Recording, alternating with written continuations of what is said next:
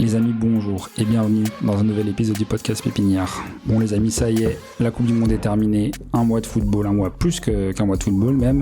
On va réagir à chaud, avec un peu de recul même sur la compète, ce qu'on en a pensé. Avec trois personnes avec moi, Sofiane Al-Jabari. Sofiane, comment vas-tu ? Bonjour à tous, très très bien, hein. Très content que la Coupe du Monde se termine enfin. Hein. C'est vrai. C'était quand même. C'était long cette histoire. Oui, non, mais c'était un sketch là, les États-Unis. On parlera tout à l'heure là, mais c'est plus possible. Attends, hein. Je suis très content d'être là et du coup très content de débriefer de cette compétition. Sofiane, laisse-nous un peu. Hein. Avec nous une deuxième personne, Tariq Benbou. Tariq, comment vas-tu ? Bah ça va, content aussi que ça se finisse. J'ai l'impression que ça a duré une éternité. C'est trop long. Un petit peu déçu qu'à la fin ça soit Rodri qui levait la coupe et pas Donald, mais bon. C'est vrai. On en reparlera de ça. Je pensais qu'il allait la lever. Il a essayé, hein. Ouais, je pensais qu'il allait voulu la soulever. Hein. Je croyais qu'il allait prendre le brassard. C'est Infantino qui est venu le chercher après pour le faire partir. Il a dit qu'est-ce que tu fais, mais enfin bon, on en reparlera, mais voilà. Non, mais bon. Mais à la fin quand même, le meilleur a gagné, donc on va pouvoir parler de ça quand même. C'est vrai qu'on peut commencer une histoire qui finit bien, et on va en parler avec Omar Stour. Omar, comment vas-tu ? ça va bien. Content aussi que cette Coupe du Monde soit terminée parce que c'était long. J'ai l'impression des fois un petit mood de Coupe du Monde de rugby. Waouh. Oh, je sais pas, je regarde. Un peu dans l'air. Mais voilà, non. Ça dure combien de temps C'est les 6 nations qui durent 3 mois. Hein. Mais oui, ça c'est. Ils font un match par semaine. Oui, leur nouveau truc là. Ils font un match par semaine. Non, les 6 nations. Ouais, c'est incompréhensible. Ouais, et j'ai vu qu'ils voulaient faire une Coupe du Monde des clubs de rugby. En même temps, il y a 10 clubs dans le monde, donc oui, voilà, ils peuvent la faire. Hein. On les Saracens, trucs, machin, et t'y vas. Hein. Une pépinière rugby, je sais pas s'il y aura des consultants pour le faire. On n'est pas assez raciste, Sofiane, on peut pas se faire. On est quand même un notre coloration politique est pas assez. Très peu rugby. C'est un beau sport. J'ai dit, on est une team multisport, mais on est quand même très très peu rugby. Non, c'est vrai. Je trouve que c'est un sport qui est mieux à jouer qu'à regarder. Bah, comme beaucoup de sports. C'est vrai que tu t'y connais, toi, en plus. J'ai fait du rugby, moi. Hein. Ouais, il a fait une fois du NSS. À la fac, non, UE libre. UE libre rugby, et après, j'ai continué. Hein. Ouais. Une fois, je me rappelle, petite anecdote, je suis arrivé à entraînement de rugby. J'étais avec Vincent qui nous écoute pas, mais que j'embrasse quand même. On arrive, moi j'arrive, j'avais maillot de Ronaldo 2013, Real Madrid 7, des Mercurial rose, orange et rouge. J'arrive là-bas, mais ils m'ont vu, mais en plus eux, comme c'est des gens assez rustres et pas colorés, ces gens-là. Et j'ai été accueilli mais avec des regards noirs. J'ai pris des plaquages dans la gueule. Tout l'entraînement. En même temps, arriver au rugby avec la tenue de Cristiano. Moi, je m'habille en tenue de sport et je faisais 15 sports dans ma langue. Faut un peu respecter le sport. Honnêtement, c'est un super sport à jouer. Hein. Franchement, après, nous, je suis d'accord. Nous, en plus, en foot, on peut jouer que 3 carrels souvent, donc. Mais toi, tu pouvais être que 9, non ? Non, 3 carrels. Franchement, j'étais pas mal. Ah, mais parce qu'il n'y avait pas de 20. Parce que, avec ta taille, tu peux. J'ai pas d'assez bonne main pour jouer 9. Ouais. Malheureusement. Vu ton physique, normalement, t'es 9. Avec tes mains, t'étais pas très très doué. Ouais. Bah ouais, malheureusement. Cool. Omar, tu reviens d'Espagne ? Oui, c'est vrai. Parle-nous de ton expérience en Espagne. T'étais en Espagne là récemment ? J'étais même plus qu'en Espagne, j'étais en Terre Sainte, à Manacor. Absolument. Chez le Taureau. Chez le Taureau. Ouais, j'étais. C'était sympa. J'ai vécu la finale à Palma. Très belle ville, Palma, je vous recommande d'ailleurs, mais hors saison. Il y a beaucoup de monde, notamment beaucoup d'Allemands. Saleté. C'est jamais bon cette histoire. Hein. J'étais en 2014 pendant la Coupe du Monde, tous les bars étaient allemands. Pour le stade, t'avais rien. J'ai pas vécu le match avec beaucoup de ferveur puisque le bar à quel j'étais avait un vrai problème de débit, donc je suis rentré regarder à l'hôtel et ensuite j'ai pu profiter de la fête gentiment dans les rues. T'aurais dû aller à Magalouf. Enfin, quoique Magalouf c'est les Anglais, donc ils auraient peut-être pas fêté la victoire espagnole. J'aurais aimé une finale contre l'Angleterre rien que pour ce duel de public. Ouais. Mais non, et puis surtout content, moi qui aime bien l'Espagne, c'était sympa à voir, même si effectivement la finale n'a pas été très très belle, mais en tout cas un très beau vainqueur, comme l'a dit Tariq, le meilleur à gagner. Après c'est rarement beau les finales, très honnêtement. Oui, à part 2022. C'est qu'on s'était habitué là à 2022, là où il y a eu des. 2018. Non, 2018, il y a des buts. Il y a eu des buts. Tu la première mi-temps. En fait. Oui, parce que. 2022, on va pas se mytho, ça part c'est dégueu. Ça part à la 80e minute, sinon c'est une démonstration de la part des Argentins. Très anecdotique. C'est vrai. Enfin bon. C'est vrai. Bon, les amis, Coupe du Monde. Bon, je pense que j'ai capté ce que vous avez pensé de la Coupe du Monde. Est-ce que vous auriez un mot chacun pour parler de la Coupe du Monde en général, ce que vous en avez pensé, l'organisation, le niveau de jeu, les stades, les arbitres, les pauses fraîcheurs, le show de la mi-temps en finale. Qui veut commencer? J'espère que c'est la dernière fois de mon vivant, et j'espère que je vais vivre encore assez longtemps pour ne plus avoir à vivre une Coupe du Monde aux États-Unis. Ça, c'est plus possible. Attends, on en a vécu une. J'étais juste né en 94. Là, 30 ans après, on en a une derrière. Enfin, faut arrêter. Hein. Ils vont pas le faire tous les 30 ans là-bas. Ils inventent des cartons, un show mi-temps au bout de 30 minutes. Trump, là, qui veut soulever la coupe à la place de Rodri. Enfin, c'est quoi ces conneries? Je crois que c'était encore pire en 94. Enfin, pas en termes de regard, mais en termes de conditions. Je crois la finale, il a joué, il fait une 40aine de degrés à Pasadena. Parce que c'était que les Européens. Ouais. Non, mais les mecs, ils ont fait crever sur le terrain. Et c'est expliqué aussi pourquoi la finale en 94 était aussi nulle, parce que genre les joueurs étaient rincés à la fin du match. Le Brésil 94, c'est 4 défenseurs, 4 milieux défensifs. Hein. Ouais, mais ils ont quand même eu le début avant. Ça jouait pas. Ouais, mais ils jouaient pas. Et c'est un Brésil qui joue. En tout cas, non, c'est les joueurs racontés qu'ils étaient dans un état pas possible à la finale. Mais ouais, je t'ai coupé, Sofiane. Il y a eu plein de, mais même du coup quand même l'affaire Balogun, c'est quand même absolument pas normal qu'une ingérence politique comme ça. C'était drôle parce que du coup oui, c'est les Américains, on savait très bien qu'ils allaient pas aller loin.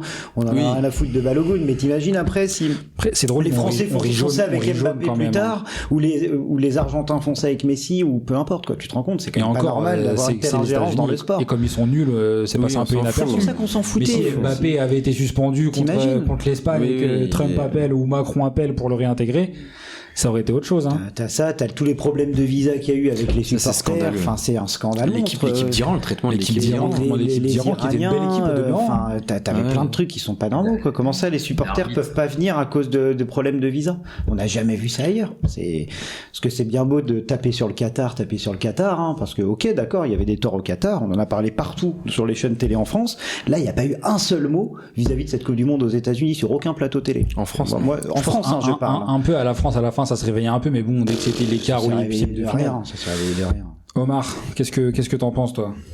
Moi, je suis totalement d'accord avec Sofiane. C'est une Coupe du Monde sur laquelle il fallait absolument se focaliser sur le terrain, et encore sur le terrain en oubliant ses pauses fraîcheurs. On en a déjà parlé en off il y a un moment. Moi, je sais que ces pauses fraîcheurs, de toute façon, c'était depuis le début, c'est une ouverture vers la pub, vers les cartons.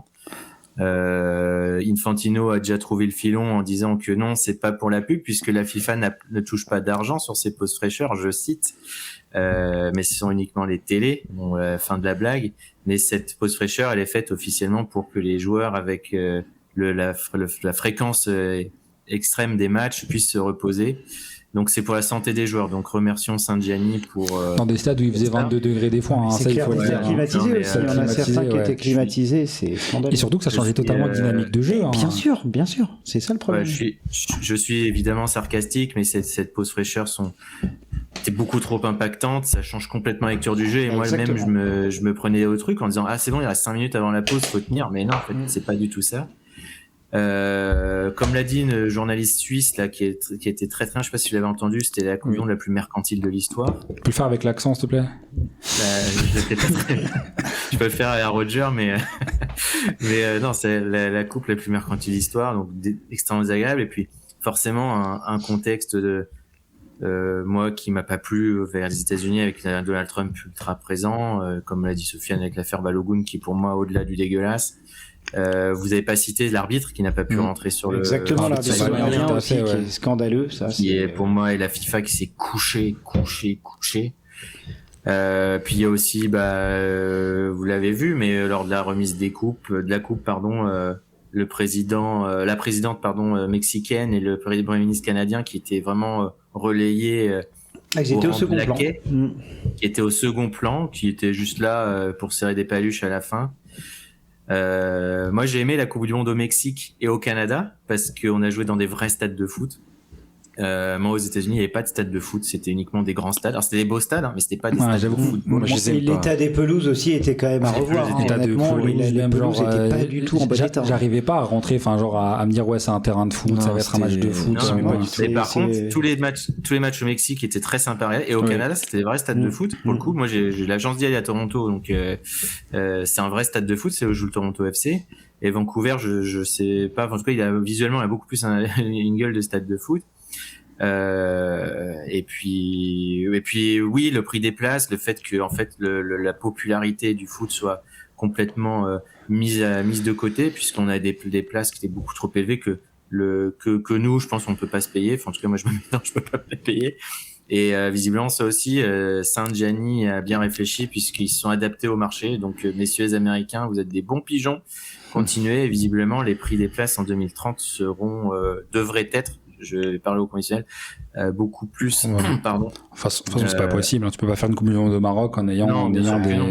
Ça devrait être abordable, tout du moins. J'espère. En tout cas, Sofiane, toi qui a déjà fait moi, c'était des euros, moi, donc c'est un peu différent. Voilà, c'était des euros, mais bon, je pense qu'on va être plus proche que ça. Et puis, il me semble que l'Euro 2024, les prix étaient très abordables. Oui, c'était une 50aine d'euros, je crois, le match. Tariq. Non, mais je souscris absolument à tout ce qui a été dit. Omar a été assez exhaustif entre le prix des places qui a expulsé toute une partie de la population de la possibilité de pouvoir profiter de cette fête, la tronche des stades aux États-Unis qui était insupportable. Le fait de filmer des stars dans les tribunes, des stars, c'est pas des stars, des mères de football américain, on en a rien à foutre, on est au foot là. L'équipe de rugby, je sais pas qui c'était les mecs, on les connaît pas. Enfin bon, c'est de la merde. Tout le truc américain autour, puis la politisation de cette Coupe du Monde avec Trump qui foutait son faux de teint orange partout là. Enfin toutes les histoires et tout. En fait, j'ai l'impression qu'on a travesti mon sport. Moi, j'ai l'impression à la fin de la Coupe du Monde, c'était plus du foot. Non, c'était un sport américain. Après, je pense qu'il faut pas se leurrer. C'est devenu un sport américain. La Coupe du Monde et la FIFA, enfin la Coupe du Monde particulièrement, a toujours été un objet politique. Dès les années 30 où Mussolini remet le trophée en 34, on avait aussi en 78 la Coupe du Monde en Argentine qui était organisée genre qui avait été attribuée à la République et qui avait été organisée par la junte militaire. Voilà. Donc ça a toujours été un objet éminemment politique. Non, mais on n'a jamais vu un dirigeant être aussi présent, je trouve. De là à ce qu'un dirigeant appelle, mettre la CIA sur le coup pour faire tomber le carton rouge d'un joueur, j'ai jamais vu ça avant. Le niveau, ce que fait la FIFA va toujours plus loin en réalité, c'est ça. Mais là, c'est le gap est énorme. Je suis d'accord. Et puis moi, je me dis, il y a un côté un peu assumé, il y a un côté un peu. C'est les Américains, c'est pas grave, on est toujours un peu dans le deux poids deux mesures. Oui, parce qu'ils l'ont quand même totalement assumé derrière. Hein. Ils ont même pas essayé de le cacher. C'est ça le pire, c'est que maintenant tout ça est découvert. Je pense que ça peut être bon de replacer un petit peu de contexte, mais on sait pourquoi Infantino agit comme ça. C'est que les États-Unis tiennent la FIFA, les mains dans le dos pour rester poli. Du fait du FIFA Gate qui a débuté il y a plus de 10 ans. Exactement. C'est-à-dire que toutes ces choses-là, en fait, pourquoi cette Coupe du Monde aux États-Unis, c'est parce que les États-Unis n'ont pas eu la Coupe du Monde 2018 ou 2022, qu'ils l'ont mal pris et qu'ils ont enquêté sur le FBI, enquêté sur la FIFA, avec tout ce qui a découlé derrière. Blatter qui a dû dégager, Platini qui est tombé avec lui alors qu'il a été blanchi, je tiens à préciser. Ouais, beaucoup dans le dos d'ailleurs de Gianni Infantino, qui je pense doit être peut-être pire que Blatter dans les magouilles. Là-bas, c'était le gentil mec qui tirait les boules pour les qualifs, et au final, il s'est avéré être le laquais suprême. Mais Infantino, c'est juste un laquais, c'est un mec qui est à la botte du pouvoir américain, qui, comme le dit Romain Molina, est quelqu'un qui se rêve en grand diplomate, en grand maître de l'univers, maître de la paix. Et voilà, ce mec-là est une catastrophe pour le foot. Malheureusement, je pense qu'on a ouvert une sacrée boîte de Pandore, parce que moi je reviens sur le post recherche, je vois pas pourquoi en fait nos amis de Canal ou de beIN sur la Ligue 1, sur la Ligue des Champions vont pas se dire, ou même des autres pays, vont pas se dire, mais au fait pourquoi on n'augmenterait pas nos revenus financiers nous aussi avec de la pub. Voilà. Donc préparez-vous, je pense que ça va bientôt arriver. De toute façon, je pense que une espèce d'évolution négative de notre sport. Après, il faut s'y attendre, mais je pense que ça fait longtemps que ça toque à la porte. Au final, c'est rentré par la fenêtre. Donc, de toute façon, le sport européen ne rêve que du sport américain parce qu'ils font du blé. La NBA. C'est une ligue qui n'a plus aucun intérêt, mais il y a du blé, donc. On va passer au sportif, les gars. Je vais juste dire un dernier truc quand même, parce qu'il y avait un point quand même positif dans cette Coupe du Monde, dans l'organisation, c'était surtout tout ce qu'ils ont fait contre le gain de temps. Le fait d'obliger les joueurs à sortir vite, le temps additionnel qui était plus conséquent. Je suis d'accord. Ça, j'ai trouvé ça plutôt positif. Et je trouve que honnêtement, la manière dont les matchs ont été arbitrés, à savoir favoriser le jeu, etc., pas forcément. C'était pas mal. Non, mais il y a eu des bonnes choses aussi. Je pense que des fois, quand on tombe sur un Barça Getafe ou un Real Oviedo, et on se rend compte qu'au final, les mecs, dès la 30e minute, gagne du temps et enfin ça rend insupportable le fait de regarder le match.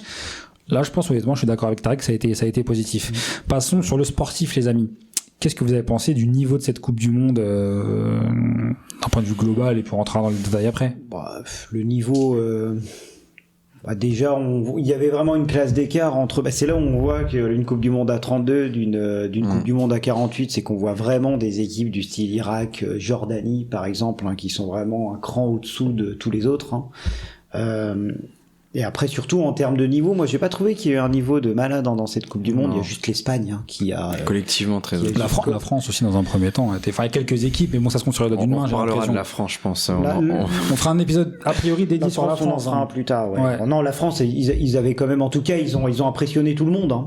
C'était peut-être un épouvantail un petit peu parce que finalement, on s'est rendu compte que le vrai haut niveau, c'était l'Espagne. Et c'était les seuls qui avaient un très très haut niveau dans cette Coupe du Monde. Ils ont été à certains égards impressionnants. Mais bon, après, c'est un autre niveau. C'était individuellement.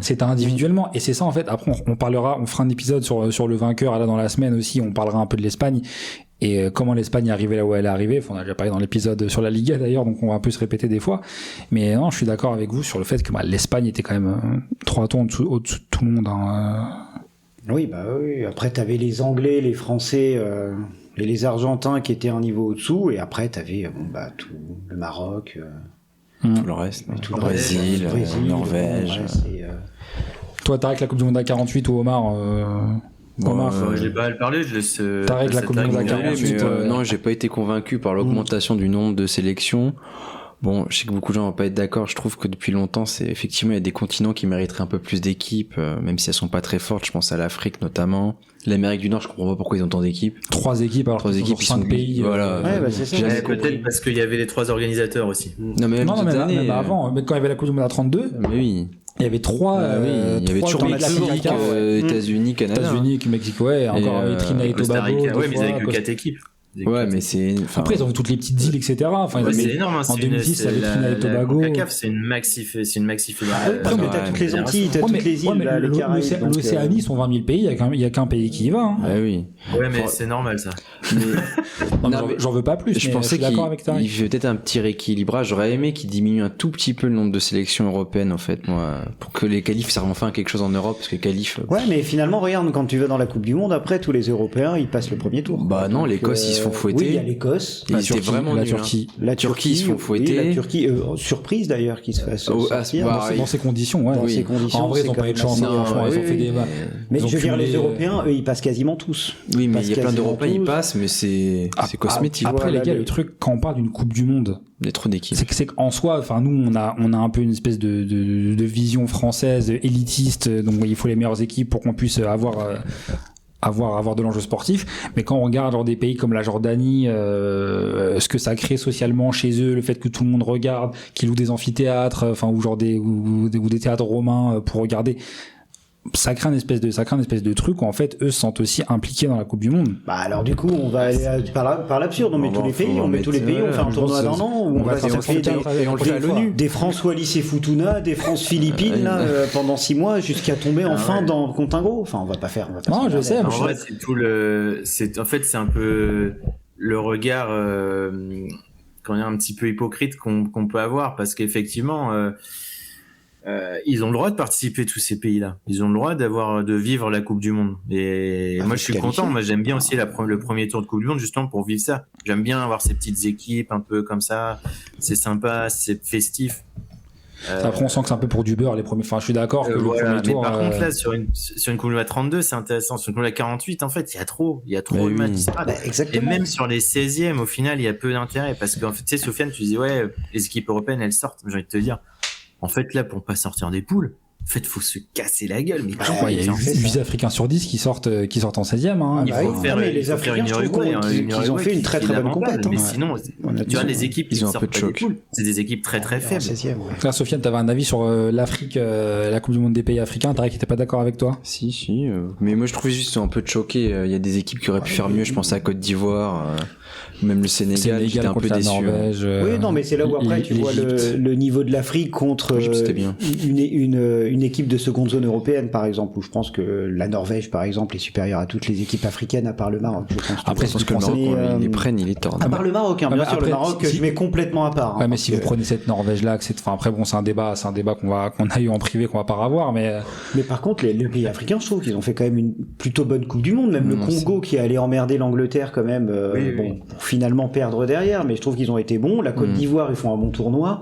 Le Sénégal un peu déçu. La Côte d'Ivoire quand même. C'est frustrant, contre l'Allemagne, ils doivent pas perdre. Contre l'Allemagne, ils doivent pas perdre. Mais ils accrochent quand même. Ils peuvent faire mieux, tu vois, je trouve. Ils peuvent faire mieux, mais je trouve comment ils ont pas été ridicules. Le Cap-Vert qui va emmerder l'Argentine jusqu'au bout. Je trouve que c'est t'as que l'Algérie qui a pas été bon. Ça faut le dire. T'as la Tunisie encore pire. Tunisie, il faut d'autres mots là. Voilà, c'est Tunisie, il faut d'autres mots. Ça arrive combien de fois dans l'histoire qu'un sélectionneur soit viré en cours de compète? Très peu, hein. Le Pétigui s'est fait virer juste avant. Je savais plus. Quand il rejoint le Real. Il signe au Real. Après, c'est pas à cause des résultats, lui, c'est différent. À la CAN, il y avait eu Gassé, le pauvre. Gassé, la Côte d'Ivoire, ouais. C'est vrai. Tout à fait. Ouais. Ils vont au bout avec qui? Avec Emersfey. Ouais. Et ils le prennent.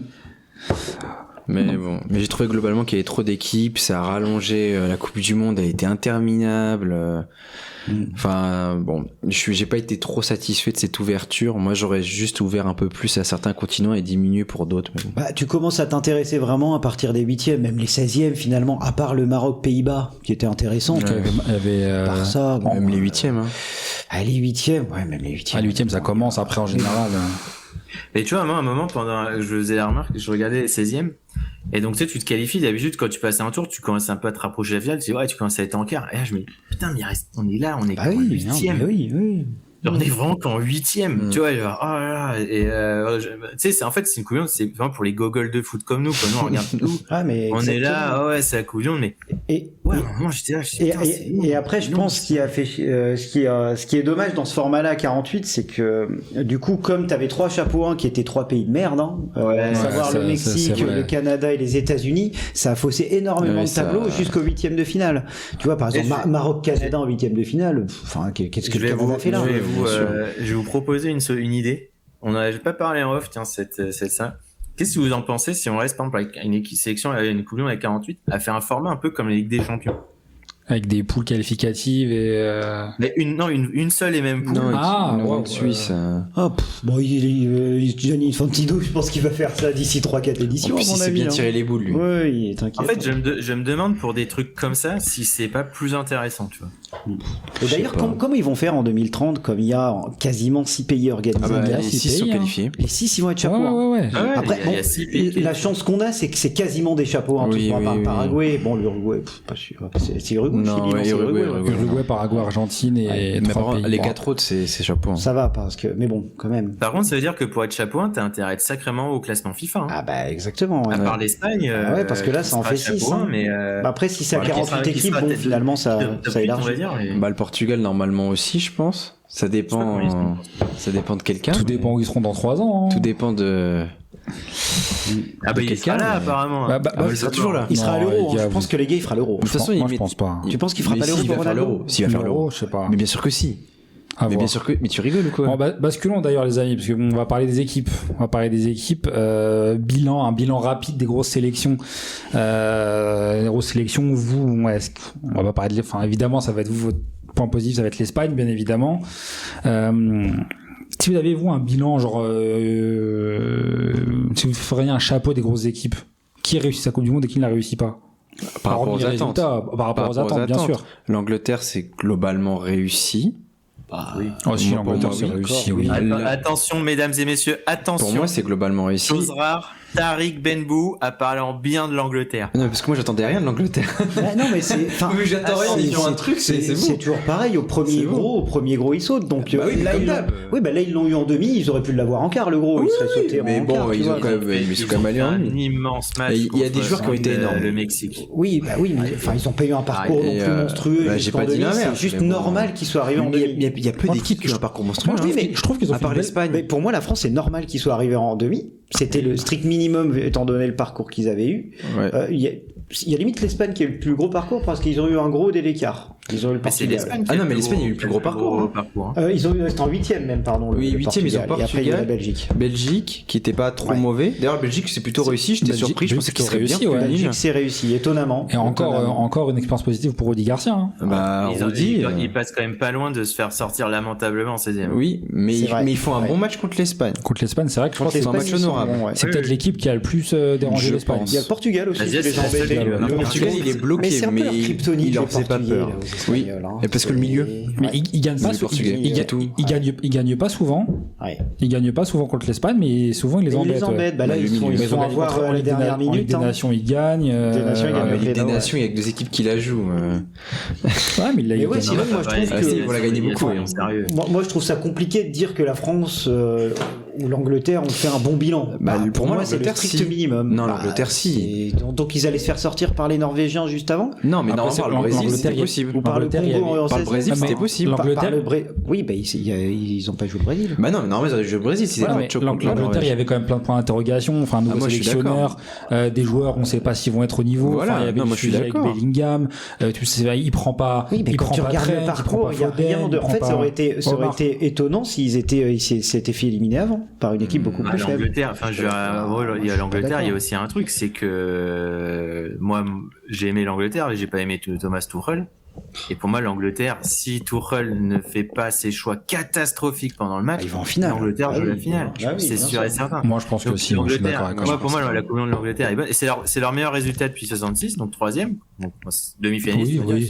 Oui. 3e. En 2018, ils font quoi? Après, c'est des matchs en bois. Ils sont la Croatie, entre guillemets. Et c'était un match où, franchement, les Croates, non, mais en 2018. Non, mais en 2018. Ils perdent contre la Croatie en 2018. Oui, je sais qu'ils perdent contre la Croatie, mais ils finissent pas 3e. Non, ils perdent contre la Belgique avec Yanouza qui met un beau but de mémoire.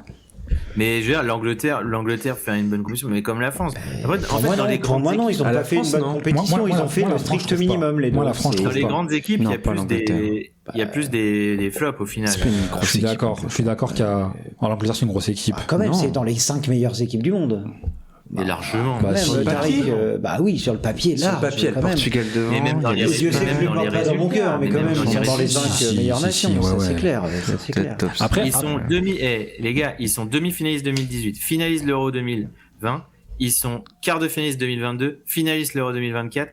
Oui, mais ça, moi, j'aime pas quand on parle parce que si jamais t'affrontes l'Espagne dès les 8e, que tu sautes dès les 8e, on va te dire, t'as été en 8e de finale, t'as fait un parcours de merde.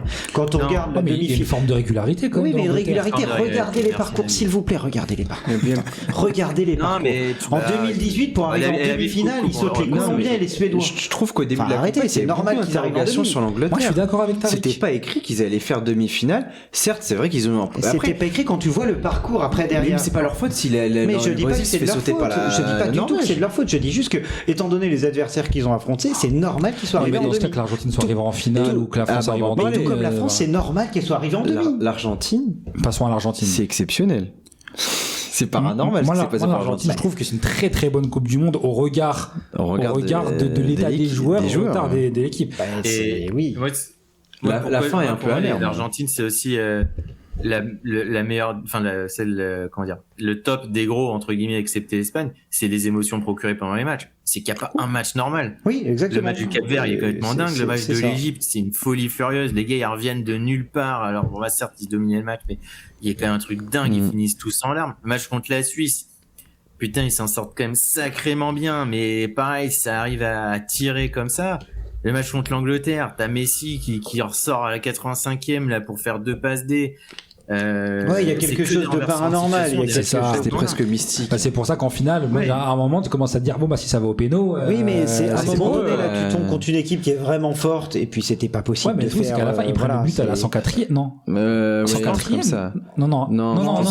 107e. Mais ils ont quand même tenu le score longtemps contre l'Espagne. Mais dans quel sans les inquiéter. Vraiment mais c'est quand même dingue, c'est les seuls. Oui, mais je pense que c'est la pire prestation d'une équipe de tous les temps qu'en finale de Coupe du Monde. De toute façon, c'est pas possible de faire autrement. Ils ont pas frappé au but. France 2022 jusqu'à la 80e, si c'est un match de rugby. Ouais, mais jusqu'à la 80e. Enfin, après, jusqu'à la 80e, on peut dire jusqu'à la 15e. Après, enfin, c'est complet ça. En fait, on parle d'un match. On parle d'un match en entier.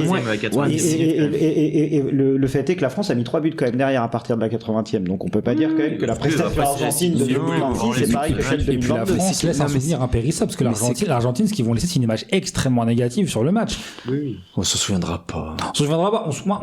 Parce que là, vous me dites ça. En face, l'Espagne, ils sont forts. Argentine, Allemagne 90, les deux équipes font le match de l'Argentine hier. Ah, si tu veux, t'as aussi Italie, Brésil 94 qui vaut rien. Il y en a pas qui sont horribles. Non, mais si on remonte dans l'histoire, il y a une bonne équipe en plus, donc voilà. Non, après, moi, je trouve qu'il y a une espèce de brutalisation des débats. Oh là là. T'as vu? Je suis sur CNews. Non, moi, honnêtement, pour parler un peu de la finale, on débattait. Ouais. Je trouve que l'Argentine, moi, je suis très très très déçu de la prestation en finale. Tariq pense qu'il pouvait pas faire mieux. Moi, je pense qu'il y avait quand même quelque chose à faire. Non, c'est que c'est la seule équipe qui a réussi à emmener l'Espagne en prolongation. À la fin. Oui, mais en jouant pour ça. En jouant comment? En jouant pas, voilà. Mais c'est la seule équipe. Oui, si tu veux, d'accord. Ils en prennent 4. Le problème de l'Argentine, c'est que dans tous les cas, Omar? Non, je disais, avec les indemnités qu'ils ont, tu peux faire un petit peu autre chose quand même. Moi, je suis désolé, l'Argentine a fait un mélange du match du Paraguay contre la France et du Maroc contre la France. Remettre la baston et attendre et laisser le chrono tourner. Après, pas de baston, ça pendant le match. Moi, je pense que c'est une copie, vraiment, c'est exactement la même chose que pour le Paraguay, que France-Paraguay. Non, moins. Ah, pour moi, c'est exactement la même. Peut-être en moins sale, oui, effectivement. Peut-être légèrement moins sale, mais c'est le même match qu'ils ont fait. Mais le Paraguay, tu lui excuses. Mais le Paraguay, c'est une nation chapeau 3, chapeau 4. Almiron, leur meilleur joueur, tu leur pardonnes. Là, on parle quand même d'un top 3 des meilleures équipes du monde. Donc, c'est pas normal de jouer comme ça. Le Paraguay, il y a aucun problème. L'Argentine, psychologiquement, a raté son match. Là, ils se sont plantés. Même Scaloni, ses changements, mettre De Paul, machin. Mais il a pas trop le choix, Scaloni. Paredes, sur les autres matchs, il est arrivé, il a été plutôt bon avec l'Argentine. Paredes, il arrive, il rate ses passes, il castagne tout le monde, il peut prendre un rouge à la 50e.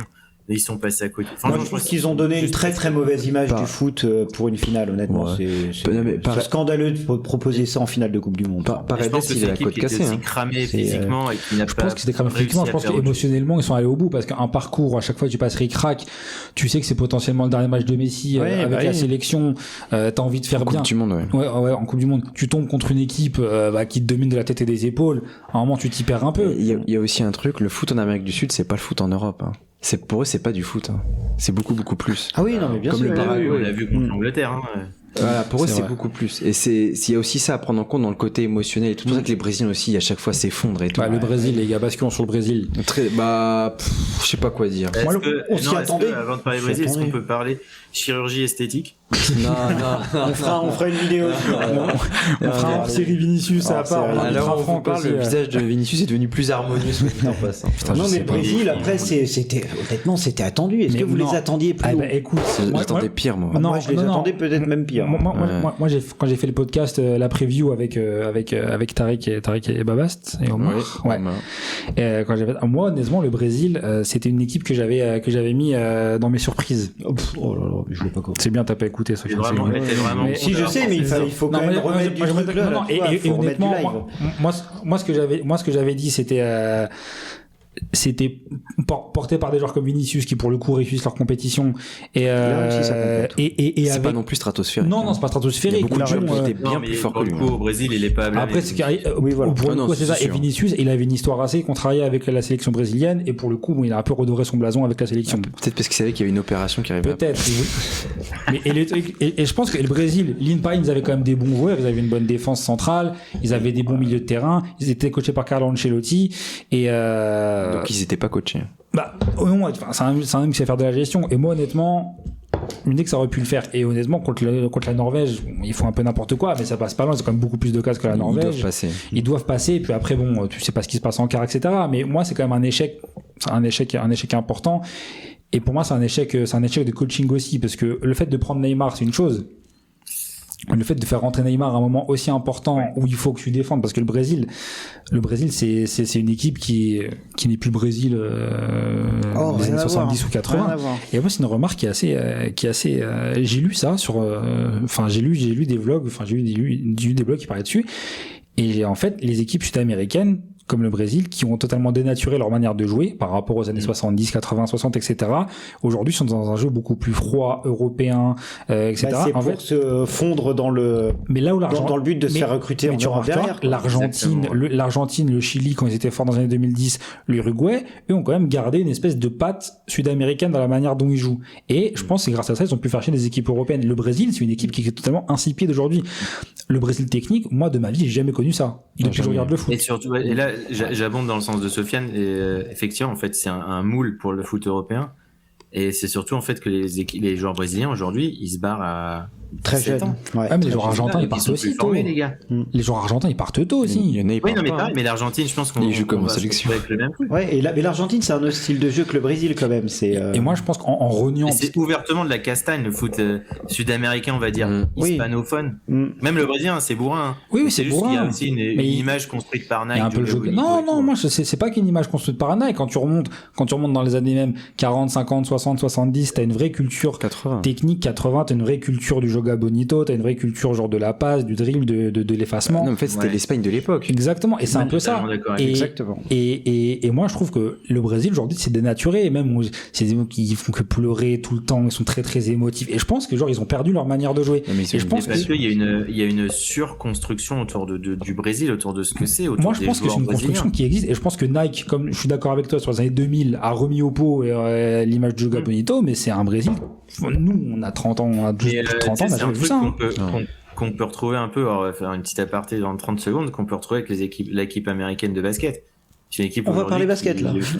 Mais qui va à mes yeux arriver justement à cette espèce de surproduction de joueurs dans le même moule, c'est que des bœufs, c'est que des mecs physiques, et au final tu dénatures un peu ton jeu et t'as plus cette création. Et je pense que le Brésil arrive à ça, et je pense que même le foot sud-américain en général, même si le Brésil c'est le premier exportateur de joueurs, aujourd'hui tu vois les joueurs brésiliens, il y a un paquet de mecs dans cette équipe. Moi j'y croyais, Nabil, j'étais un peu merci. Je suis étonné que vous y croyez. J'y croyais un peu au Brésil, et c'est une équipe. Moi je pensais au braquage, pas pour gagner, mais pour faire des bonnes perfs. Tu sais, moi au début j'y croyais pas. Vous devez faire un quart, peut-être une demi, tu vois, et ça aurait été beau pour le Brésil. Et je pense que pour une Coupe du Monde, alors le Brésil qui rebrille de nouveau, ça serait très bien. Mais je pense qu'il faut qu'on arrête aussi d'avoir cette image du Brésil. Je pense que honnêtement, dans les prochaines éditions, faut pas compter sur eux. Alors, il faut faire le deuil. Ils seront dans la Coupe du Monde, bien sûr, mais faut compter sur eux jusqu'en 8e. Je trouvais qu'ils progressaient quand même. Au fur et à mesure des matchs, ils étaient mieux. En même temps, ils étaient vraiment pas bons au départ. Bah oui, mais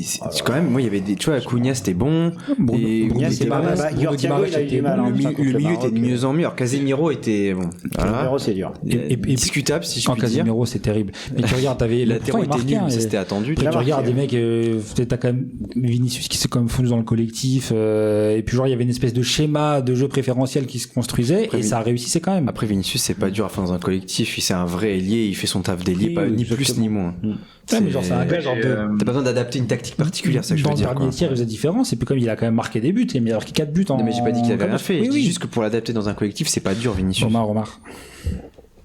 Non, mais je parlais un peu toute seule, pardon. Mais non, je suis d'accord avec tout ce qu'ils disent. Mais moi, si je reprends la main sur les caractéristiques culturelles des pays. Moi, je pense qu'en fait, on a des pays qui ont des cultures de jeu, et quand ils se dénaturent, en fait, on les perd. L'Allemagne, pour moi, c'est tout à fait ça. L'Allemagne, je voudrais parler de l'Allemagne après. L'Allemagne, c'est le vrai flop. Pour moi, c'est le flop des grosses nations. Est-ce que c'est encore un flop? Toutes les coupes du monde, c'est flop. Depuis 2018. Depuis 2018, ouais. Depuis qu'ils ont gagné, depuis 2014. Ils sont sortis des poules, ça faisait 3 Coupes du Monde qu'ils le faisaient pas, 2 Coupes du Monde qu'ils le faisaient pas. Ouais, exactement. Mais c'est vraiment, ils sortent en 16e, quoi, donc les sorties le match contre le Paraguay. Oui, contre le Paraguay, c'est pour ça, voilà. Le match contre le Paraguay, il est un peu dur parce qu'en vrai, le Paraguay fait rien. Ils se font emmener. Ouais, mais t'es l'Allemagne, tu dois tuer. oui. L'Allemagne en 2010. Et il y a quand même un petit fait arbitral qui est pas en leur faveur. Le but refusé est quand même un petit peu dur. Ouais, mais en fait, il est discutable. Mais après, en poule, ils ont des faits arbitraux en leur faveur aussi. Hein. Le pied dans la tronche du mec pour marquer. En poule, ils ont de la chance quand même de finir aussi. Ouais, mais si t'es un pays comme l'Allemagne et tu t'en remets aux décisions arbitrales, c'est qu'il y a un problème. Parce que l'Allemagne, avant, c'était une équipe, c'était un bulldozer, c'était une équipe qui détruisait, c'était une équipe qui était froide. Mais même quand on parle au niveau des groupes, la Côte d'Ivoire, il mérite de perdre. La Côte d'Ivoire, avant le Paraguay, bien avant la Côte d'Ivoire. Enfin, ils peuvent perdre quand même. Non, mais il dit la Côte d'Ivoire va peut-être gagner. Un bon match contre la Côte d'Ivoire. Et justement, le match contre la Côte d'Ivoire, je me dis, putain, ils sont bien là, ils ont gagné. Bon, Curaçao, ils ont. Je pense que Curaçao, c'est différent. Curaçao, voilà. Là, ils battent la Côte d'Ivoire, ils sont qualifiés 6 points. Ok. Et le match contre l'Équateur avec l'équipe type, il me plaît pas du tout. Ah bah oui, non, c'est clair. Pas du tout. Clair. Et ils se cassent la gueule au. Non, mais c'est le gros. Après, ils peuvent passer, mais je pense que la France leur a mis dans les points. Et gars, mais moi, je le disais avant le match, Nabil tremblait des jambes, j'avais dit ça va être un bain de sang si à France-Allemagne. Avant le Paraguay, joue le Paraguay. France-Allemagne, je pense que j'avais dit France-Allemagne, ça aurait été un bain de sang. Répété, mais je me dis, Nabil, il avait les jambes qui flageolaient. Parce que l'Allemagne, c'est vraiment des gentils garçons maintenant. C'est ça le truc, c'est très poli. Non, mais ça n'a rien à voir avec la porte et tout. C'est une espèce de culture. Et moi, je pense je crois que j'avais vu sur Twitter un parallèle qui avait été fait entre, même non, c'est sur un autre podcast que j'écoutais. C'est en fait, c'était sur des gros clubs qui nourrissaient et construisaient genre des socles sur des sélections. Et aujourd'hui, on prend par exemple genre l'Italie, l'Allemagne, ou des pays comme ça, ou le Barça avec l'Espagne. Le Barça avec l'Espagne, en fait, l'Espagne qui a gagné. C'est le Barça. De 2010 à aujourd'hui, c'est le Barça. C'est le Guardiola, oui. On en parlera. Laisse le dire, vas-y. Non, mais je l'ai toujours dit. Je l'ai toujours dit. L'Allemagne qui gagne, c'est une Allemagne avec une grosse ossature du Bayern. L'Italie qui gagne, c'est une grosse ossature de la Juve. Et on voit en fait qu'aujourd'hui, dans la mesure où ces équipes, nourrissent moins les sélections nationales, il y a une espèce de perte de culture. Ils veulent jouer un peu comme l'Espagne aussi. L'Allemagne, ils veulent aussi un peu jouer comme l'Espagne avec l'influence que Guardiola a eu puisqu'ils ont gagné 2014 comme ça. Et puis ils ont gagné 2014 qui est un joueur, qui est un entraîneur un peu haut. Alors qu'il faut que ce soit il faut que ce soit allemand, tu vois, pour qu'il gagne. Enfin, mais je pense l'Allemagne des années 70-80, c'était froid, quoi. Mais 80, ça gagne pas. Non, mais des années 70-80. Ah, mais ça fait que des finales, au moins. Ils sont 82 finales, 86 finales, 90 ils gagnent. Oui, 74 finales, 78 finales aussi. Enfin, 74 ils gagnent. 78 sont pas finales, c'est Pays-Bas, Argentine. Ils gagnent 1 euro aussi dans les 72, ils gagnent l'euro. Ils font Euro, Coupe du Monde, finale d'Euro. Et en 70 ils font quasiment en 70 ils font demi Coupe du Monde. En 66 ils font finale de Coupe du Monde. En 66. Et les gars, c'est quelque chose. Une finale particulière. Comme disait Maradona, les Anglais ont marqué un but sans que le ballon rentre. Ouais, c'est vrai. Mais non, est-ce que Maradona est bien placé pour pas être genre. Bah aussi, quand ils lui ont dit t'as marqué un but de la main, il est assez calé en ligne blanche. Normalement, il sait. Tu sais quand il est marqué de la main, il lui avait dit mais vous avez pas d'avoir marqué de la main, il dit mais j'ai toujours marqué des buts de la main. Et c'est vrai, après il a regardé, il a marqué plein de buts de la main. Voilà, une ou deux dernières équipes que vous voulez. En grosse équipe, hein, tu parles, Nabil. Portugal très décevant. Le Portugal très décevant, mais après l'Allemagne, c'est les pires. Ah, c'est cataclysmique. Et l'Allemagne et le Portugal, c'est un gros effectif. Non, mais l'effectif est effrayant. Oui. Et le résultat est minable. Après, les gars, faut pas être surpris sur le Portugal. Hein. Ils ont un pantin sur le banc. Et le mec a bousillé une génération belge. Oh. Il a fait la même avec. Non, mais Martinez, c'est une pipe. Tu sais c'est vrai que c'est une pipe. C'est vrai que Martinez, c'est pas. Vous savez très bien ce que je pense de la présence de. C'est pourquoi il est resté, parce qu'ils hésitaient à le virer la fédération. Il est pas bon. Tu sais pourquoi il est resté? Il est pas bon. Il y a un joueur qui a demandé à ce qu'il reste. Il est nul. Non, mais il y a un joueur qui voulait qu'il reste. Il y a le capitaine de la sélection qui voulait qu'il reste. Avec Cristiano qui les bousille. Mais non, mais Cristiano voulait qu'il joue. Mais après, alors, je pense que oui, Cristiano a été un des problèmes de cette sélection, mais c'est pas du tout l'unique problème. Quand moi, tu je pense vois que c'est un problème, c'est un fait, mais je pense que c'est pas le problème de la sélection. Quand tu vois le rendement de Vitinha sur le terrain, le rendement de Vitinha, Bruno Fernandes, João Neves, qui sont quasiment 3 des 5 meilleurs milieux de terrain du monde. Non, mais déjà les Parisiens ils étaient cramés. Mais Bruno et Vitinha.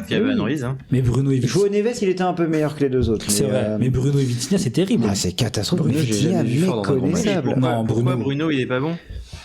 Hein? Si c'est une question. Pourquoi il est pas bon, Bruno? Tu réponds, hein, on va pas. Parce que le gars, il arrive pas à jouer avec Cristiano, ce mec-là. C'est aussi simple que ça. Mais il n'y a pas que ça, même dans la circulation du ballon. Ronaldo, c'est pas un 10, lui, il est qu'à la fin des actions. Donc tout ce qui se passe avant, c'est pas de sa faute. Quand toute la fluidité, quand tout ton jeu. Non, je suis pas d'accord. Il inhibe les autres. Les gars, c'est un problème, Ronaldo, mais c'est pas l'unique problème. Des champions, on parle du meilleur passeur européen. De quoi? Bruno Fernandes. Ah, non mais juste... non mais là, j'ai pas compris. Mais juste le truc, c'est que je pense que c'est extra sportif. Les joueurs sont terrorisés par ce qui va se dire après. Va t'asseoir. Mais tu vas pas faire asseoir 10 joueurs. Si c'est dur pour toi, va t'asseoir. Non, parce appelle William Carvalho. Mais attends, appelle Daniel. Je pense que dans tous les cas, ça ferait énormément de bien cette sélection qui s'en aille. Mais je suis d'accord. C'est clair. Mais quand Joao Neves dit juste, parce qu'il lui demande est-ce que Cristiano il est à part et tout, il dit mais non, mais pas. Il dit il est comme nous en gros, mais pas dans le sens il a la même histoire que nous, c'est le même joueur que nous, mais dans le sens il se met au service de l'équipe. C'était positif. Il prend un tombereau d'insultes. C'est retweeté par la sœur de Cristiano. Sa daronne, heureusement qu'elle sait pas utiliser les réseaux sociaux, sinon ça serait pareil. Mais si c'est dur pour toi, va t'asseoir. Non mais laisse-moi finir. Et lui, il fait quoi, Cristiano? C'est capitaine, hein. Il met une story où il monte tous ses trophées. Bon bah oui, bah d'accord, forcément. Mais c'est pour ça, il a toujours été un but lui-même, malsain. Non, mais non. Sauf que Cristiano, toi, j'ai dit comme ça qu'il a 29 ans et qu'il est fort physiquement, c'est bien. Mais là, on le voit, il est pas. Les gars, au-delà de Ronaldo, les gars, quand on voit Vitinha qui tourne 4 fois sur lui-même, Bruno Fernandes qui a fait transmission. Arrête de le défendre. Mais je dis, je viens de dire qu'il est nul. Ne lui demande pas d'arrêter de le défendre. Il ne peut pas le faire autrement. Sauf qu'il y a trop monté. Moi, je viens de dire qu'il était nul, t'es d'accord? Dans tous les cas, Ronaldo est un problème, c'est pas l'unique problème. Maintenant, j'ai hâte qu'en 2028, juste à l'Euro, il ne soit pas là. Comme ça, on verra le vrai Portugal si jamais, en tout cas, il n'est pas là. Pour moi, ils ont un autre défaut, c'est que leurs ailiers sont faibles. C'est vrai. Leurs ailiers étaient dégueulasses. Oui. Mais normalement, dans le meilleur des mondes, ils étaient censés avoir Rafael Leao, mais Rafael Leao, c'était Rafaelo. C'était pas Rafaelo. Putain, oui. C'est Rafaelo. T'as dit genre Pedro Neto. Ah, mais Neto, mais. Conceição, qui était pour moi limite le meilleur des 4 quand il jouait pas. C'était le meilleur. Oui, c'était le meilleur. Oui. Quand il rentre au premier match, c'est le meilleur. C'est un très bon joueur, Conceição. C'est un bon joueur. Mais, et ça, c'était aussi le problème, parce que tu me parlais de Vitinha qui faisait 10 tours sur lui-même, mais quand il est face au jeu, il a fait à qui? Non, mais je pense qu'en tout cas, c'est pour ça que j'ai hâte de voir le Portugal sans Ronaldo. Alors, non, mais le jeu, c'est pas eux qui créent le mouvement. Moi, les gars. Ils distribuent, ils font comment? Ouais, les gars, genre, à un moment, genre, c'est à eux de faire avancer le jeu, faut avancer aussi. Mais comment? Les gars, t'as quand même des joueurs de ballon. Joao Félix, c'est pas un très bon élite, mais c'est un joueur de ballon. Il était nul. Et il est pas bon, Félix. Il s'est fait dégager du coup de pied au cul partout, il est passé. Nul. Ah, d'accord. Ce mec, ces gars-là, c'est un mec qui est pas bon. Le problème le plus grand match, le meilleur match qu'a fait le Portugal ces dernières années en Coupe du Monde, c'est quand Cristiano est sur le banc, ils mettent 5 ou 6 à la Suisse. À la Suisse, oui, en 2022, ouais. Voilà. Cristiano n'est pas là. Avec Ramos. Gonzalo Ramos, il a pas le niveau de Cristiano, il arrive même pas à la cheville de Cristiano Ronaldo. Mais je suis certain qu'avec c'est vrai qu'effectivement, le plus grand match du Portugal de ces dernières années, c'était celui-ci. Mais si Ramos avait été fort et performant en club, il aurait joué, les gars. Non, parce que Martinez ne fait pas de choix. Si Ramos c'est le titulaire du PSG, il joue, les gars. Tu le sais très bien. Il aurait joué à 2 avec Ronaldo peut-être devant, mais Ronaldo aurait joué. Il jouerait pas. Je pense qu'un aurait été meilleur avec un autre neuf à côté de lui, d'ailleurs. Et rappelle-toi quand Santos le met sur le banc la dernière Coupe du Monde, le monde s'arrête de tourner. Mais je suis d'accord. Ça a été l'arrêt de mort de Santos. Ouais. Martinez aurait jamais osé même mettre 2 devant. Cristiano, il va être devant. Ce serait Cristiano jusqu'à la mort. Il a même pas sorti du match. Il a été titu. Et 90 sur tous les matchs. Non, il est sorti. Oui, il est sorti. Il est sorti en 16e contre la Corée. Dans tous les cas, c'est sa dernière Coupe du Monde. On verra. Non. Honnêtement, ça va être. Il va peut-être faire un Euro. Mais il est capable de faire la Coupe du Monde. Ce qui va être intéressant, c'est de voir le Portugal et l'Argentine après Messi, Ronaldo. Je pense que l'Argentine, ça va s'effondrer total. Et je pense que le Portugal, justement, ça peut être intéressant. Je pense que ça peut être une bonne équipe. T'as Nico Paz, t'as Alvarez, t'as Lautaro. D'ailleurs, c'est ça que je reproche à Scaloni. C'est pas avoir fait jouer. Il a même pas fait jouer les jeunes. Il a pas Nico Paz. Comment ça se fait qu'il ait pas joué une seule seconde? Parce que c'est remplaçant de Messi dans sa tête. Les gars, on avance. Surtout que Messi est sorti. Oui, puis il sortait des fois.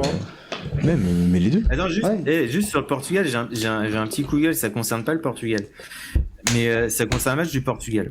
On a parlé d'arbitrage tout à l'heure et tu avais raison, Tariq, en disant que l'arbitrage était intéressant sur cette Coupe du Monde. Ouais, j'ai un gros souci avec l'arbitrage sur cette Coupe du Monde. C'est ce qui s'est passé lors de Croatie-Portugal.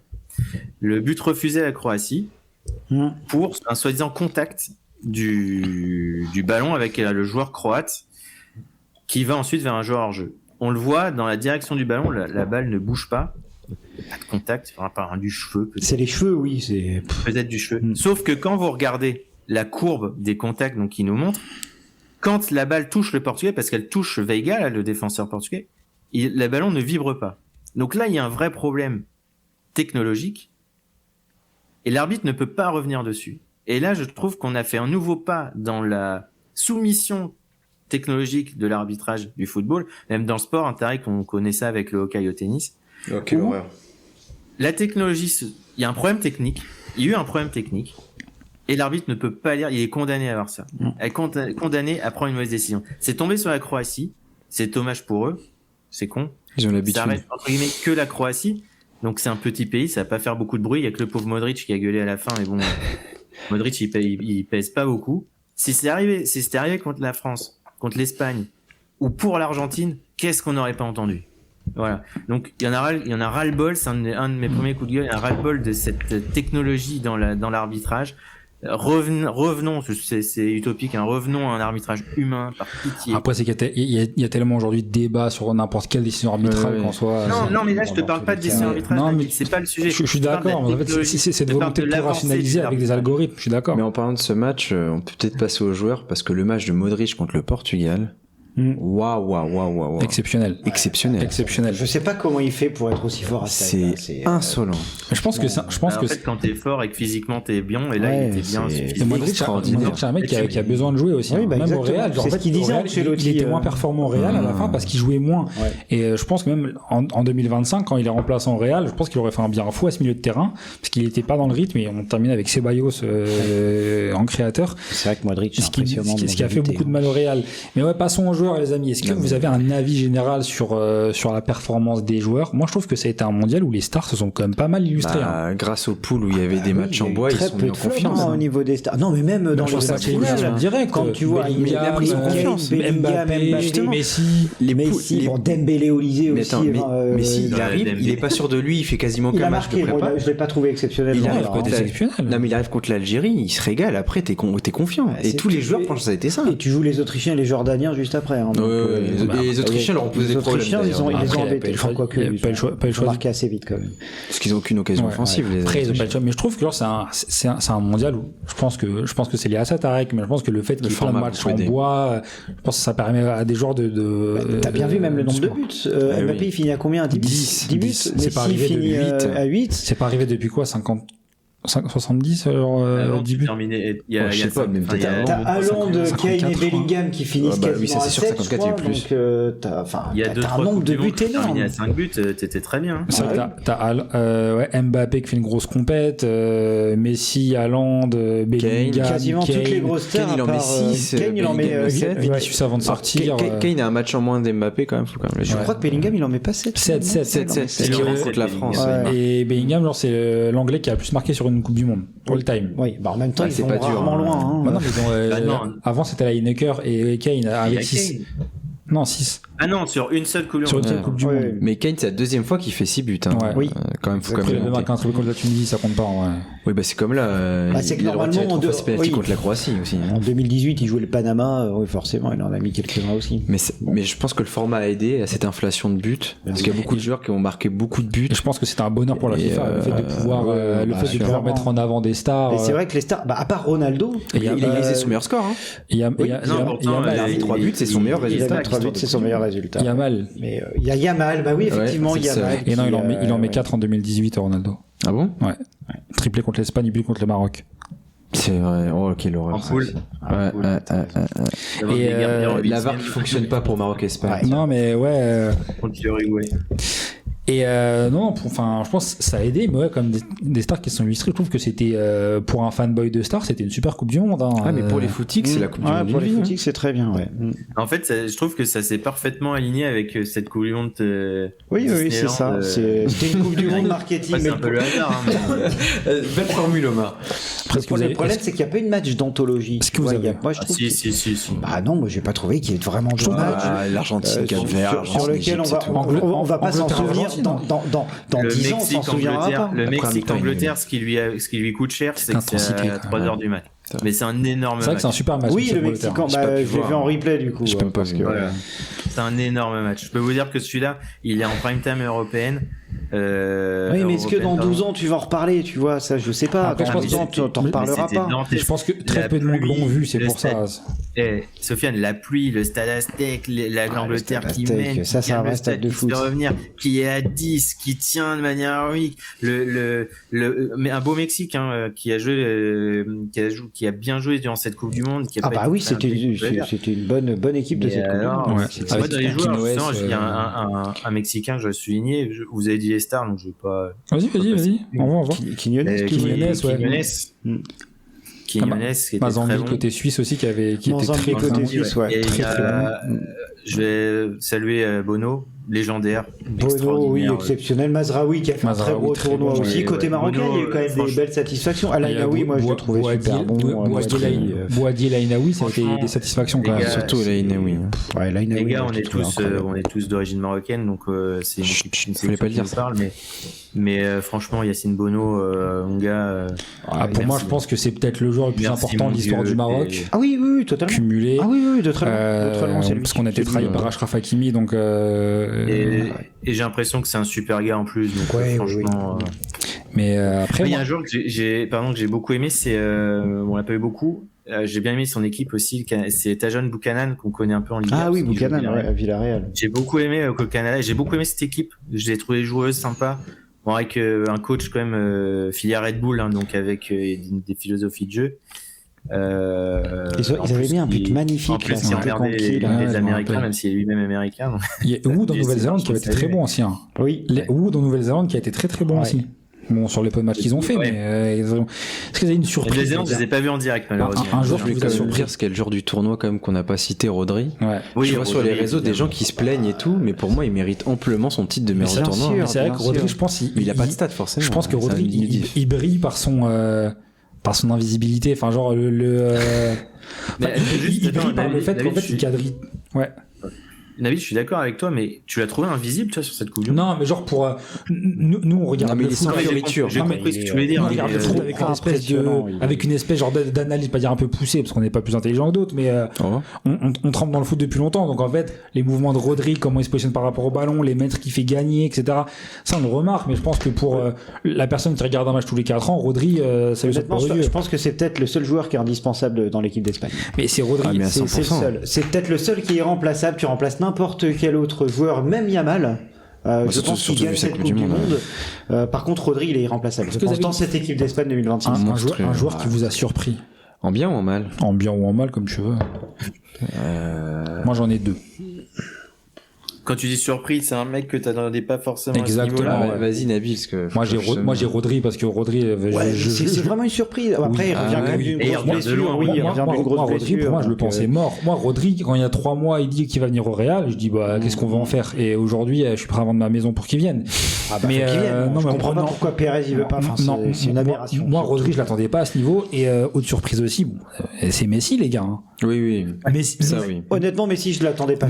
Messi, bon, pour moi, ça allait être un peu le dernière tournée de barre de Messi. Il vient, il est un peu fort, il fait ses trucs, mais Messi à ce niveau. Mais là, il arrive premier match, il claque triplé, tu dis ah oui d'accord, donc il est encore là le vieux. Deuxième doublé. Mais ça, et puis il est quand même décisif sur tous les matchs. Sur tous les matchs. Et de toute façon, c'est sans lui. À part la finale, ouais, genre mais ça en fait. Et la finale, le danger vient de lui. Oui. Non mais c'est que entre guillemets après le problème c'est que l'Argentine est incapable de produire du jeu sans passer par Messi, mais vraiment ils sont incapables. C'est pour ça que l'après Messi va être très dramatique. Moi ce qui est dingue c'est qu'en fait une espèce de telle dévotion de ses coéquipiers autour de lui, en fait, qui font qu'en fait il est mis dans des dispositions parfaites pour performer, et en fait il l'a fait. Et donc c'est qu'en fait c'est un gars qui les a pas trahis, c'est ça, c'est qu'en fait les mecs ils se sacrifient, et lui derrière il répond présent. Mais Messi ne trahit jamais, Nabil. Mais qu'est-ce que t'as fait ça comme si t'étais surpris? J'ai vu des matchs où Messi a trahi, non, il trahit pas. Plus grand bonheur. Non, il trahit pas. Messi ne trahit pas. Il se fait trahir, mais il ne trahit pas. Mais c'est vrai que par contre ça il a profité de ça, c'est que ses coéquipiers, mais il aime, je pense Antonella croit que c'est la personne qui aime le plus Messi au monde, mais c'est pas elle, hein. Bah c'est De Paul. Mais même tous. Oui, et tous. Oui. Rodrigo De Paul. Simeone après le match, il gagne contre l'Angleterre, il pleure pourquoi? Parce qu'il y a Messi. Il dit j'ai eu Messi. Je pense qu'il préfère à son père. Hein. Et son père préfère Messi à son fils. Oui. Mais tous. Je le comprends. Ah bah ça je peux comprendre. Et d'ailleurs c'est l'anti-Ronaldo de ce point de vue-là. Tout à l'heure, c'est lui qui lâche le marquage sur Ferran sur le but. Mais t'as vu ce qu'il fait? Ses chaussettes, là, je sais pas ce qu'il fait. Après, je pense une Roberto Carlos. Après, genre sur une capture d'image, c'est facile à dire quand tu regardes après. L'homme, enfin, à part Rodri, l'homme du tournoi pour vous. Après, Messi, hein. Bah, t'as Messi, oui. Sinon, c'était Messi, hein. Pour moi, c'était Messi. Oui, après, t'as Messi. Après, derrière, t'as Mbappé. Bellingham, voilà, Bellingham, éventuellement. Mais pour moi, c'est Messi. C'est Messi. Ouais. De très loin. Pour moi, Mbappé, en fait, statistiquement, c'est énorme ce qu'il a fait, mais en fait, tu te prends l'Espagne et tu fais le match que tu fais.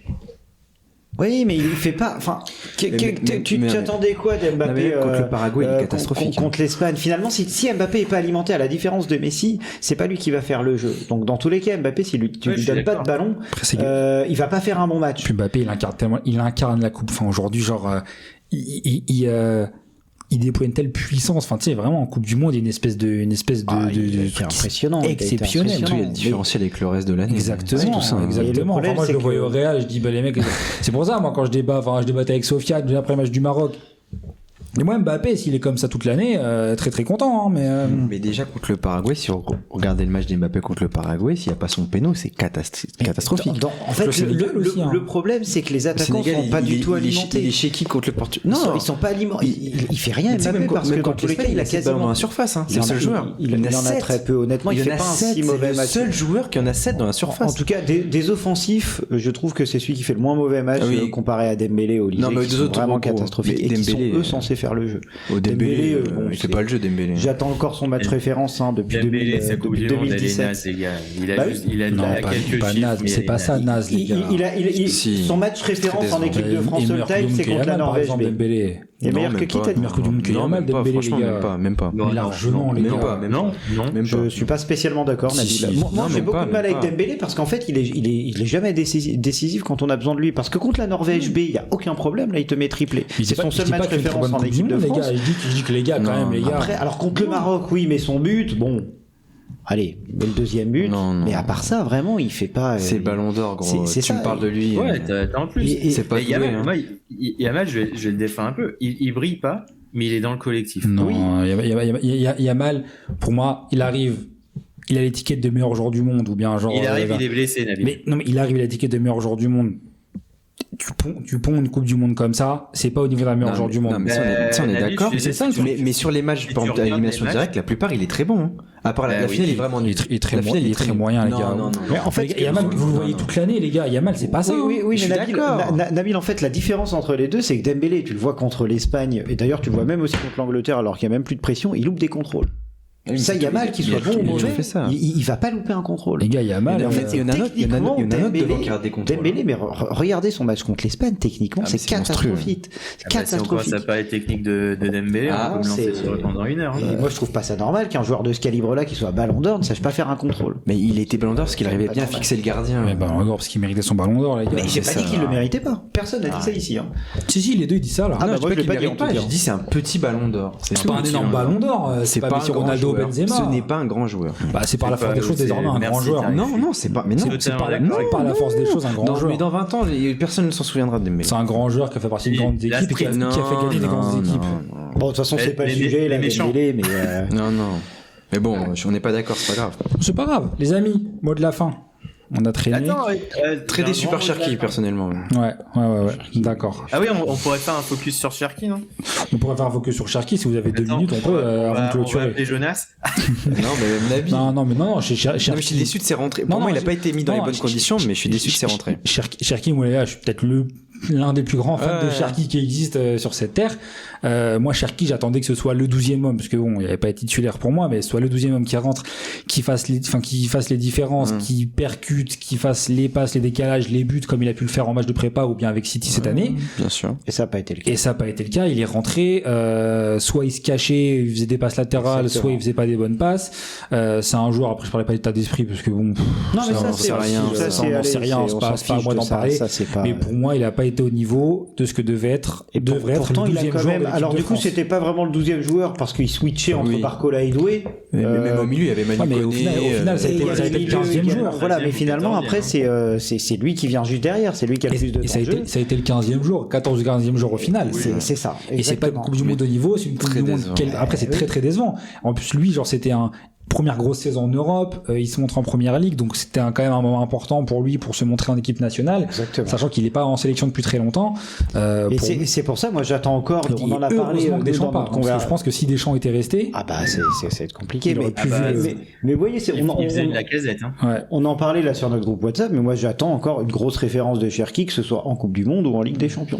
Parce que pour le moment, il a pas encore prouvé. J'adore Cherki, mais j'attends de le voir au plus haut niveau. Mais peut-être qu'on attendait trop de lui finalement, avec le recul. maintenant. Non, mais il lui reste encore des étapes. Il lui reste encore des étapes. Et je pense que oui, il y a des gens qui l'ont vu trop beau. C'est un joueur qui fait. Il est exceptionnel, mais laissez-le grandir. Qui fait pas aujourd'hui, mais qui peut faire partie du gratin mondial. Oui, je suis d'accord. Faut lui laisser le temps. Aujourd'hui, genre, c'est l'un des leaders techniques, voire le leader technique de Manchester City. Oui. Une équipe qui a gagné 2 titres cette année, numéro 10. C'est une équipe c'est un mec qui s'est illustré dans différentes compétitions, contre des grosses équipes, contre Liverpool, contre Arsenal, contre Chelsea. C'est un joueur qui est encore en pleine maturation. Et en effet, dans les gros matchs, il a encore trop peu de gros matchs sur sa première saison à City. En tout cas, il a fait 3-4 beaux matchs contre des gros, je parle. Sur une vingtaine, je passe à il était dans la rotation à City. Il était dans la deuxième partie de saison. Au début, je parle. Oui, c'est ça. Il est très performant. Et quand il rentre dans le 11, il est très performant. Et je pense que je pense que si City prenait le titre, bon, et je pense pas qu'il aurait été meilleur joueur de première ligue, mais je pense qu'il aurait pu prétendre au titre de meilleur joueur de première ligue. Mais de toute façon, il a un potentiel énorme. Mais maintenant, faut qu'il passe l'étape, la dernière étape, l'ultime étape, qui va être de performer au plus haut niveau, c'est-à-dire en Ligue des Champions. Après là, ça va être accessoirement à l'Euro, un nouveau coach, une nouvelle équipe, ça lui de le faire. Ouais, je me rends compte qu'il y a une dinguerie. On n'a pas parlé d'Haaland. C'est vrai. Finissons c'est le 9 de la compétition pour moi. Finissons par Haaland, Norvège, qui a pas fait de Coupe du Monde depuis 1998.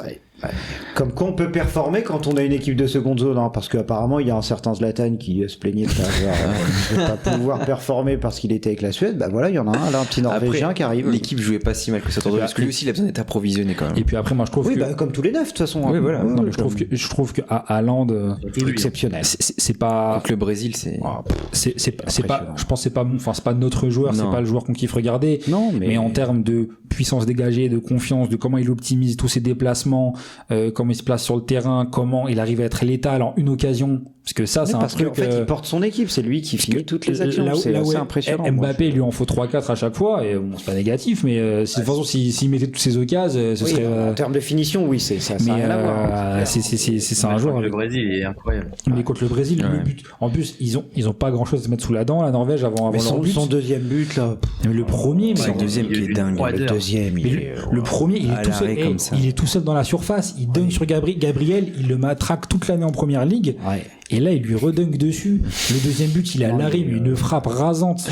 Maintenant, il est impressionnant. Il est beau, le deuxième but. C'est un deuxième but. Et pureté technique. Alors, je sais que c'est pas la qualité première d'Haaland, mais le positionnement, la frappe, la trajectoire qu'elle a, là où elle finit. Non, la Norvège, c'était une très belle équipe. C'est un joueur qui va sortir grandi de cette Coupe du Monde, et même en termes d'image, parce que je pense qu'il souffrait un peu de cette image de mec un peu pâteau, juste bon devant le but. Et robotique. Il a eu des émotions pour une fois. Et même, c'est des mecs qui portent leur pays. Ça, j'aime ça, tu vois. C'est des mecs un peu à l'image de Gareth Bale quand il a porté les Gallois à l'Euro 2016. Bah lui, voilà, il les porte. Là. Il porte les Norvégiens. Et ça, c'est beau, quoi. Ouais, c'est vrai. Voilà, je voulais quand même finir là-dessus. Non, t'as très bien fait. On l'avait oublié, les amis. Le mot de la fin. Omar, le mot de la fin. Moi, le mot de la fin, c'est un deuxième coup de gueule. Aïe. Non, mais il y en a ras-le-bol en fait de suivre le foot, à travers des complots. Aujourd'hui, tout n'est que complot. Il n'y a pas un match qui se termine sans qu'il n'y ait pas de complot. Donc toute la Coupe du Monde, par exemple, ça a été l'Argentine que la FIFA favoriserait. Bah, écoutez les gars, l'Argentine n'a pas gagné. Donc je sais pas comment vous allez pouvoir justifier ça. On l'a vu, nous on l'a vécu cet hiver avec le Maroc. Le Maroc était donc un complot pro-marocain. Fallait que le Maroc gagne. Ça a créé donc tout le bordel qu'il y a eu ensuite au stade, parce que le Sénégal a joué là-dessus avec Papetio. Donc je suis pas mécontent qu'ils aient perdu, même s'ils m'ont bouffé un petit prono exact sur MPP que j'aurais gagné d'ailleurs. On dit Papetio.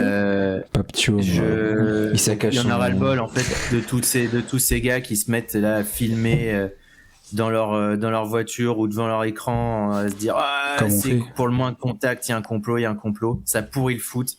Ça pourrit en fait la lecture du jeu, et en fait ça crée uniquement que des tensions, ce qui fait que ce sport devient très compliqué à suivre, et le sport en général, puisque voilà, aujourd'hui la vie est comme ça. De toute façon, on a été chez le maître du complot, puisque Trump et ses fanatiques ont créé sa réputation là-dessus, sur tout le monde nous en veut. Donc maintenant c'est ça. Donc tout le monde, quand on perd, c'est à cause de l'arbitre. Quand on gagne, c'est parce que les instances ont avantagé l'équipe qui gagne. Donc voilà, je commence à un ras-le-bol de ça, et c'est vrai que moi ça a bien pourri ma Coupe du Monde, même si je suis beaucoup moins sur les réseaux sociaux qu'avant, et je dois le dire. Et peut-être vous donner quand même l'équipe type de nos auditeurs. Allez, équipe type auditeur. Au goal. Nos auditeurs donc ont mis dans les buts Unai Simon. Mérité. À droite, Pedro Porro. Mérité. À gauche, le très chevelu Marc Cucurella. Du Real Madrid. Mérité. Non, de Chelsea. Au centre, donc on a une paire franco-catalane avec Dayot Upamecano et Pau Cubarsí. Mérité. Et on va faire un 4-3-3 si ça vous dérange pas. Au milieu, donc évidemment Rodri qui n'a pas 100% des suffrages, c'est 92,9. Que celui qui n'a pas mis Rodri se manifeste. Avec Jude Bellingham et qui sera accompagné par Enzo Fernandez. Normal. Okay. On devance légèrement Adrien Rabiot. Encore. Et en attaque, on a une très belle attaque puisque nous avons 100% des voix pour Léo Messi. Ouais, normal. Ensuite, Kylian Mbappé. Et ensuite, ça se joue à une voix près, c'est Erling Haaland devant Michael Olise. Il a pas 100% des voix Mbappé, non. 92,9. Vous avez été 14 à répondre. Merci à tous. C'était mon attaque, ça. Bon, je pense que c'est pas mal. On n'aurait pas pu faire mieux en tant qu'équipe. Non, très bien, très bien. Voilà, un joueur près, je pense, c'est un peu ce que j'avais mis. J'avais juste fait. Non, 2, j'avais mis les latéraux, j'avais pas mis ça, j'avais mis Jet Spence. Spence devant Pau? Non. Il joue à gauche, devant Cucurella, mais plus parce que... Non. Si, Spence, il joue à gauche, là, en Angleterre. Il joue à gauche. Il joue à gauche, ouais. Là, il a c'est tout le truc qu'il met à droite. Mais pas contre Cucurella, mais plus parce que j'étais assez épaté par ce qu'il a montré la Coupe du Monde. Il a été très bon, Spence, d'ailleurs, ouais. Et à droite, j'avais mis Munoz, le Colombien. Ouais, pourquoi pas. Juste histoire de saluer une équipe qui m'avait bien plu, même s'ils sont cassés la gueule assez vite contre la Suisse. Mais voilà. Merci beaucoup à nos auditeurs. Hâte de la prochaine Coupe du Monde qui va être dans de vrais pays de foot au moins. Vivement la prochaine Coupe du Monde.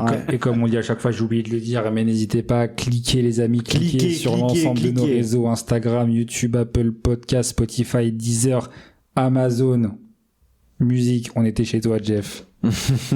Ça s'est joué à Seattle en plus. Dans 3 semaines, la Ligue recommence là. Putain, dans 3 semaines là, c'est reparti. Mais bon, la Coupe du Monde aux États-Unis est terminée. C'est ça. Et le football a gagné quand même à la fin. Le football a gagné, ça, je pense que on retiendra ça. C'est un film où les gentils ont gagné à la fin. Donc, dans le pays des Marvel, ça se passe toujours comme ça et c'est très bien.